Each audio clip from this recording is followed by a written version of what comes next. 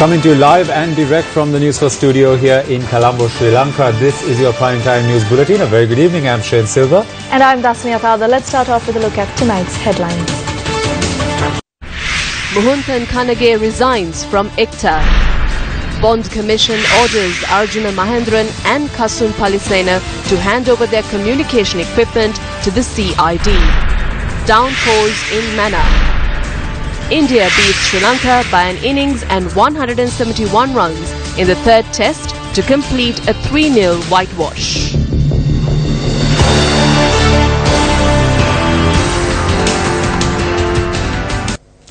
Muhuntan Khanage, the CEO and Managing Director of the Information and Communication Technology Agency, or ICTA, announced today that he is resigning his position. In 2015, President Maithripala Sirisena recommended that Muhuntan Khanage be appointed only to the Board of Directors of ICTA and not as the organization's CEO. However, this recommendation was undermined by a short-sighted force at the time, whose intervention and influence resulted in Khanage being appointed as the CEO and Managing Director of ICTA. While ICTA falls under the purview of the Ministry of Telecommunications and Digital Infrastructure, by virtue of being the majority shareholder, appointments to major positions in the organization are made by the Treasury. Then Finance Minister Ravi Karunanayake intervened to ensure that Khanage was appointed as the CEO. Not only was the President's recommendation ignored, Khanage's contract was subsequently extended for a second term. Nevertheless, public response to projects spearheaded by Khanage have not been positive. It was evident that the directors of the company selected to implement ICTA projects were either the same people, friends or family. The Google Loon project was introduced, claiming that it would provide low-cost internet access to the entire country, but beneath the veil of the project, it was revealed that plans were afoot to secure a valuable national resource in the form of spectrum via a mushroom private company known as Rama. While an ENIC project was also in the pipeline, it was later revealed that plans were afoot to defraud billions using friends. The ENIC project failed. The National Payment Platform project, spearheaded by Khanage, also paved the way for a very serious irregularity. By granting digital instruction rights for the National Payment Platform project to an inexperienced company which had only been in existence for about a year, an attempt was made to collect the sensitive financial data of citizens and store it insecurely. This effort was undertaken disregarding the regulatory and supervisory powers of the Central Bank of Sri Lanka. When Chief Opposition Whip Anurukumar Dissanayake spoke on this controversial subject in Parliament last week, focusing attention on the displeasure of and the doubts raised by the people, Deputy Minister Dr. Harsha De Silva responded.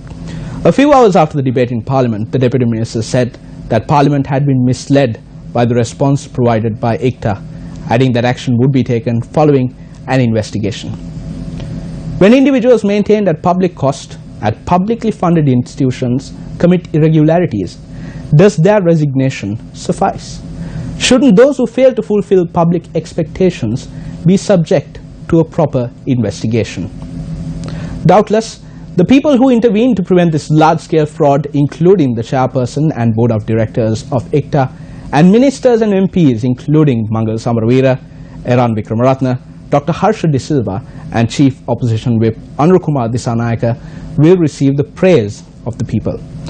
The information that was provided to us was given by brave whistleblowers in ICTA who stood against corruption in the senior management. With their courage and the trust placed in us, we guarantee that we will see this through to the end until justice is served. Information and communication technology is the future of Sri Lanka. We pledge never to allow anyone to destroy this future with fraud, lies and deceit.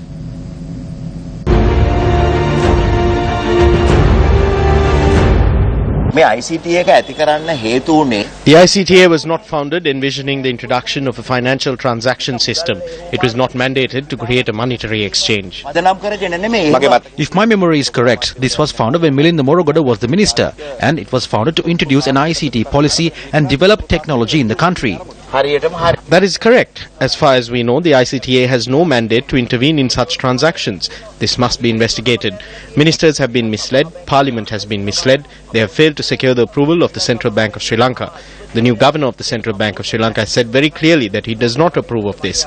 This is a serious problem for our country. Isn't this in violation of the law of the country? Certainly, the law has already been violated. It is in complete violation of the law, and it was carried out with utter disregard for prevailing systems, laws and regulations in the country. Imagine if the people of this country had to pay them a fee for each and every transaction. How many billions could they have made out of this? That is the background to their actions. We do not see them attempting to provide a national service. If that was the case, they would not have acted this way. The ICTA must be removed from this process immediately, and the digitalization should take place under the regulation of and in line with the roadmap established by the Central Bank of Sri Lanka. This will burden the people of this country. The pensioner will have to pay for this.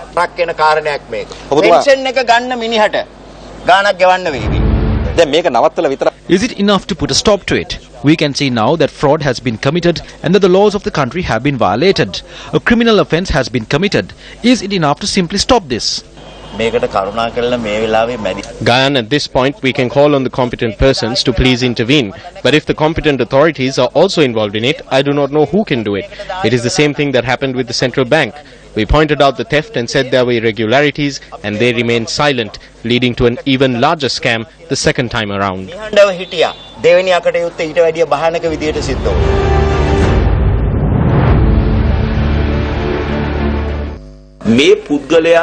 We see a trend and a culture of trying to cover up fraud and corruption by stepping down from positions. The attempt made by the ICTA to act beyond the administrative monetary policies of the central bank to form a payment platform is a criminal offence. Investigations need to be held. We can see that they have done something wrong. Following investigations, cases should be filed before court and those responsible should be brought before the law. We witnessed the resignation of Arjuna Mahendran, then Minister Tilak Marapana. Marapana was later reappointed to a ministerial portfolio. I think such acts should not be approved in a democratic country like this. If state sector employees resigned over charges of fraud or corruption, they cannot re-enter the state service. I don't think the government of good governance can achieve its targets through such behavior. We heard that Arjuna Mahendran will be appointed as a consultant to the Prime Minister following his resignation. A minister resigned recently and we saw how he got a ministerial post from the back door during the cabinet reshuffle. There are rumours that he will be appointed into a better position. So this is a tradition of resignation and that is very dangerous. Sins of those who resign will not be washed away. It is good that the CEO of the ICTA has resigned. Now investigations should be conducted with regard to these people. Former Minister Bandula Gunawardena convened a media briefing today and made some startling revelations. When I made a comment regarding an institution that comes under the Finance Minister, former Finance Minister Ravi Karunanayake instructed the police to question me. We raised a simple question on behalf of the innocent people of this country. This is a ticket for a lottery that will take place tomorrow. It was printed under the Monetary Act number 11 of 1963. The laws state that the minister mentioned in this law is the Minister of Finance. There is another ticket by the name of Jayoda which is being printed by the Foreign Minister. Foreign ministers don't have lotteries coming under their purview. According to the 148th clause of the Constitution, monetary powers come under the Parliament. The parliamentarian who attempts to create awareness has been forced to provide a statement to the CID. This is not good governance, nor is it democracy. When Ravi Karunanayake was the finance minister, there were multiple charges of misusing his power. Resigning is not enough. Those charges need to be looked into under the existing laws of the land. In his statement, Ravi Karunanayake said that he was absolved of the allegations regarding foreign exchange fraud. This is a false statement. I have the court verdict. High Court Judge Irangani in the verdict states that the AG has the authority to amend the indictments and file the case once again. Raj Rajaratnam has been imprisoned by US authorities on charges of money laundering and supporting terrorist groups such as the LTTE. A case is filed in Sri Lankan courts by lawyers representing him, calling for the release of his frozen funds. You need to look into the connections between those incidents as well. Under which form of democracy do you allow those in power to send CID officers to question those who make revelation?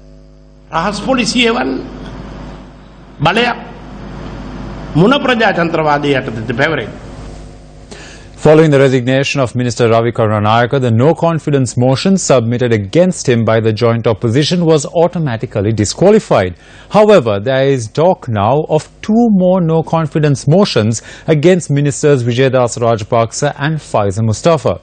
Key among the allegations against Minister Vijaydas Rajapaksa is his apparent reluctance as Justice Minister to appoint a three-member High Court bench to hear cases of fraud and corruption by the former regime. The second accusation is that Rajapaksa has violated the concept of the collective responsibility of the Cabinet of Ministers through a statement he made criticizing the Hambantota port deal. There was talk of a no-confidence motion, but the working committee and the parliamentary group of the UNP will meet in the next 2 days, and I believe that this will be discussed and the UNP will make a decision. No, a no-confidence motion has not been submitted. We will discuss this at the working committee meeting on the 17th.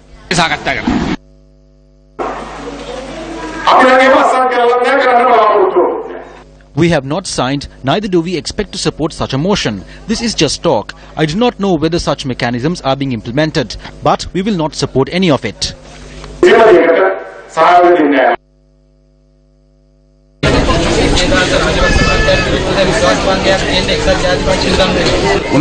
I do not know why or for what reason. No, Vijaydas Rajapaksa is a man of the village. Everyone does not need to sign this. When I create a group within the joint opposition, I will not go and cast my vote. I have not voted within the parliament until now. This is a decision taken by the joint opposition. I will go willingly and cast my vote, not only against Ravi but the government as well. You cannot ignore it. This will be the first time I will cast my vote. I think a lot of people will cast their votes. People in the United National Party will also cast their vote.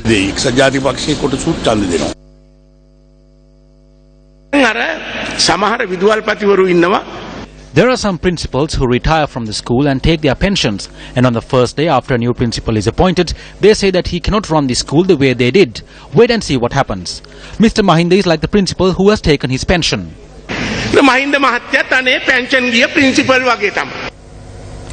Minister Faiza Mustafa responded to statements that a no-confidence motion is to be brought against him over the delay in the local government elections.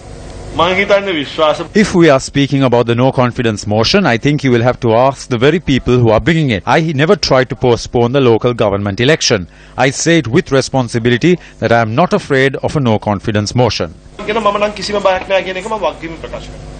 As mentioned in your headlines tonight, the Presidential Commission of Inquiry to investigate and inquire into the issuance of treasury bonds issued an order relating to the communication devices of former Governor Arjuna Mahendran and CEO of Perpetual Treasuries Kasun Palisena. Issuing a 21-page order, the Presidential Commission of Inquiry has ordered former Governor Arjuna Mahendran and CEO of Perpetual Treasuries Limited Kasun Palisena to hand over their communication devices to the officers of the Criminal Investigations Department in the presence of the Secretary to the Commission and an attorney representing either Mr. Mahendran or Kasun Palisena.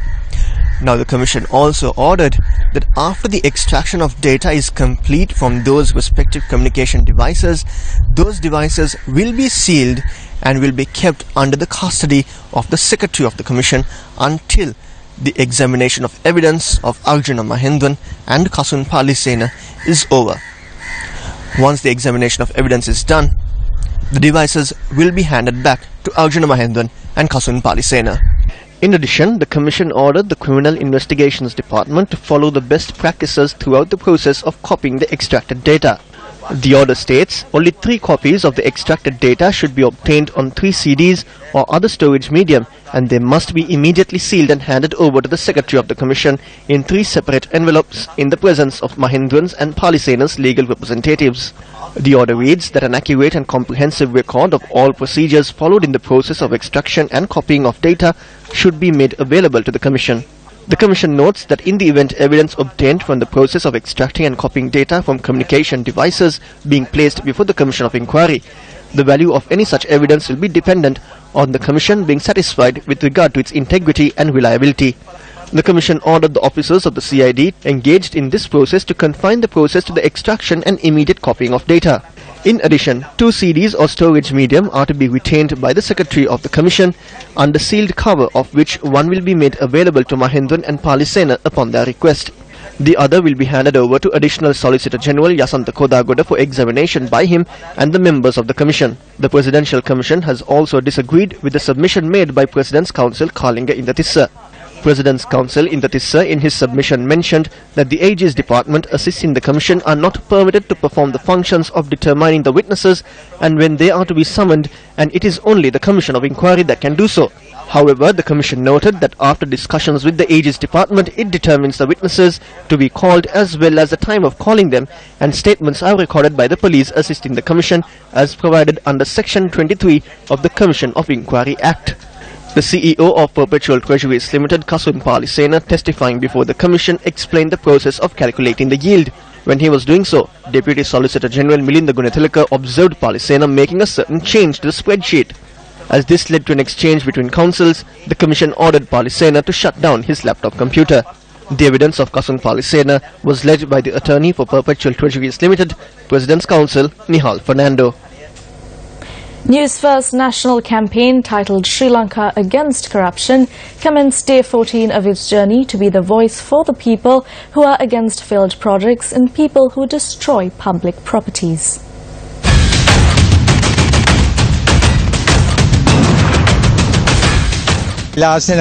There is no point in giving letters of resignation. They should be punished. If they have committed wrongdoing, they should be punished despite their status and positions. There is no use in resigning now. They should be punished. We must receive that stolen money for the betterment of the public. The national campaign to build a better Sri Lanka ventured into the Polonnaruwa and Galle districts today.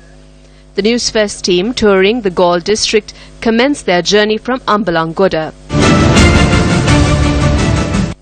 Later, they travelled to Karandeniya and Alpitia. Minister of Lands and Parliamentary Reforms Gayantha Karunatilaka arrived in Alpitia when the Newsfirst team was creating awareness among the public.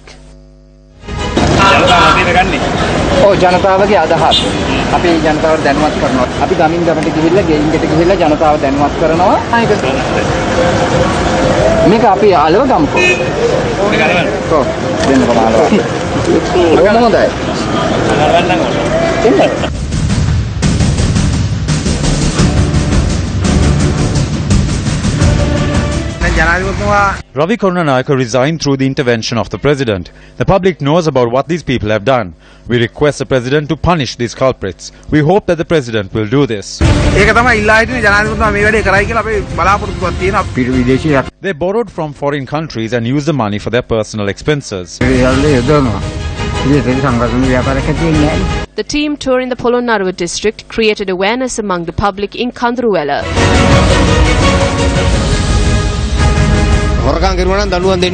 The team later toured Manampitiya and Sevanapitiya to create awareness among the people in those villages.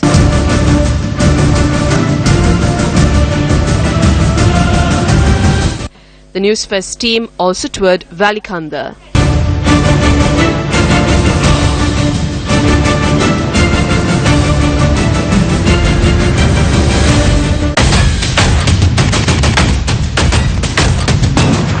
You're watching your Primetime News Bulletin. We'll be back after this short commercial break.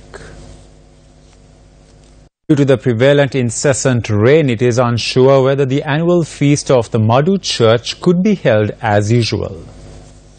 Reverend Father Emalianus Pillai of the Madhu Church noted that the inclement weather has inundated the environs of the church.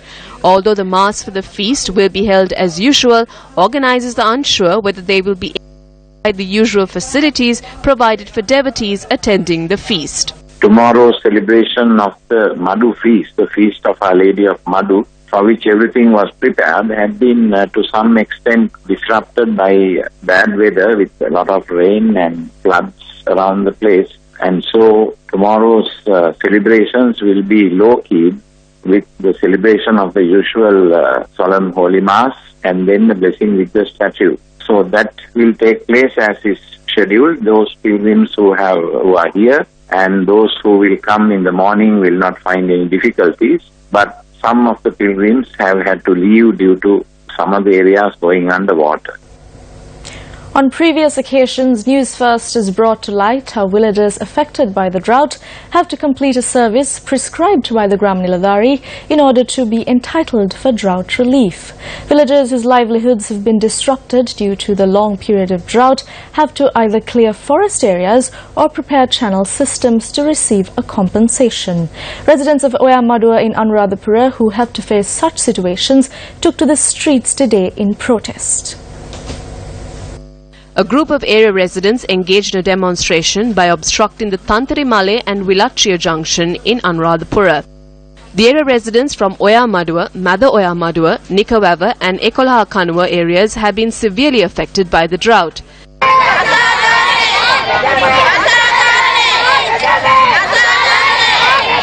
The residents charge that drought relief is only being provided to a selected group of persons. According to our correspondent, the demonstration had caused traffic congestion for nearly 3 hours.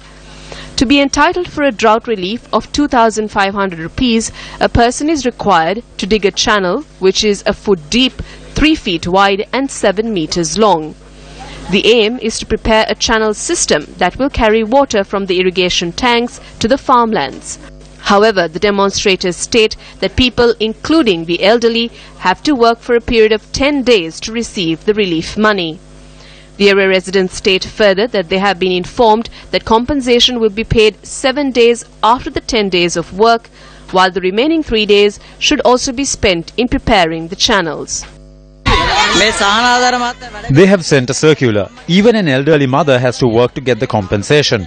A channel system is being established. Can an elderly mother engage in such laborious work? It is completely unfair. We have to work for a week in starvation to obtain 2,500 rupees worth of goods. I am 69 years old and my name has been selected for work, but I am unable to work. Additional District Secretary of Anuradhapura, Kirti Gamage, who arrived at the scene of the demonstration, held discussions with the area residents. The Additional District Secretary had said that measures will be taken to reconduct a census and distribute the relief fairly. In other local stories, a program was launched today to translate forms used by the general public to accommodate all 3 languages. The program is being spearheaded by the Minister of National Coexistence, Dialogue and Official Languages, Manu Ganesan.